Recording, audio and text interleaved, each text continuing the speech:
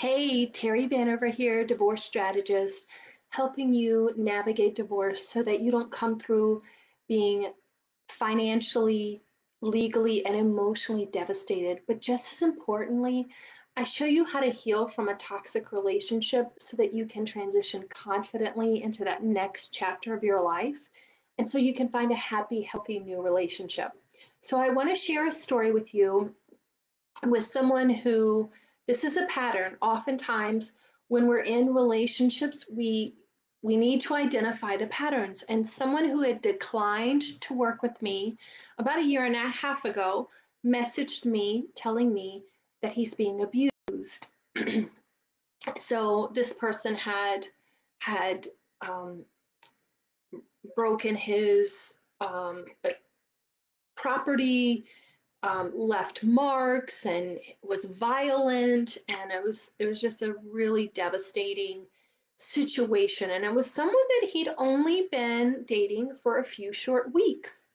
But his question to me was, should I stay? And that breaks my heart because I always say, when people show you who they are, believe them. And this person was showing him clearly who she is. And he was unable to, there was a part of him that knew that was wrong because he was reaching out for help, right? But still was attracting this same kind of partner, because that was an issue before when I talked to him, 18 months ago, was, hey, I have an insecure ex-wife, she's very toxic, yada, yada, yada. And when he's still attracting this same kind of person, because when you haven't healed those issues, they're going to continue to show up until you heal them. And the thing is he needs to understand that there's a part of him that the wounded inner child is seeking comfort, and was she, because he would give me all kinds of excuses. Well, she's very this and very that, and she really loves me and she really accepts me, and I feel very comfortable around her, and da da da da.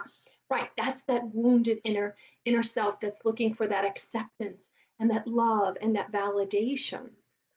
But when you heal that and you work on that, you are no longer looking for external sources to make yourself feel good about yourself, so you can put up the healthy boundaries. And you see the red flags when they show up, and okay, I don't have to put up with this. This is not acceptable. I love myself more than this, than to be treated like this. And you say bye bye and move on. But so many of us haven't healed those issues. We only see what we want to see, and we choose relationships from that unhealed part of us, that wounded inner child that's looking for acceptance, that's looking for affection, that's looking for those things. And so you dismiss the red flags and you ignore the red flags, right? And that's what I also say is, like, don't judge a relationship based on feelings, because feelings are fleeting. And sometimes those feelings can be misleading because they're coming from childhood trauma, like in this case. And so understanding that he needs to put up the healthy boundaries and he needs to value himself. And like in the video I said yesterday about how saying no is an act of love. And in this case, saying no to her and putting up the healthy boundaries and it is an act of self-love. But it's hard to do when you don't value yourself and you don't love yourself, because you're going to choose all the other things because she's giving him the validation and the appreciation and the admiration. I see that with a lot of guys. The admiration is something that they really crave, and that acceptance.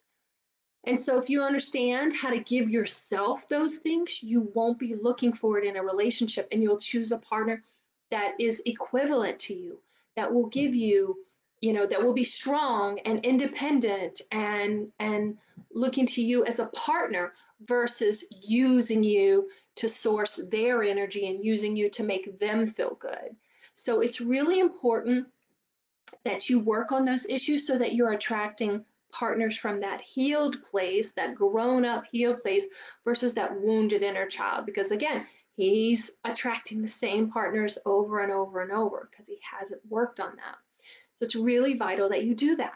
So that's one of the things that we're going to address at our workshop this weekend is how to create healthy boundaries, how to know when you're not putting up the healthy boundaries. And I'm going to give you some reframing and some tools and some things to think about so that you don't have to stay in these unhealthy relationships anymore, so you can value yourself.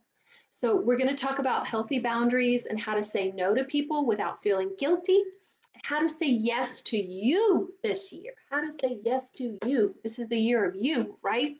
So at my Create an Amazing Post-Divorce Life Vision Board workshop, we're going to set all your goals out. We're going to set all your dreams out. It's going to be so transformative. You're not going to want to miss it. But here's what I'm really excited about. Well, there's two things I'm really excited about. But one of them is the fact that I've set some time aside where we're going to do some laser focused coaching.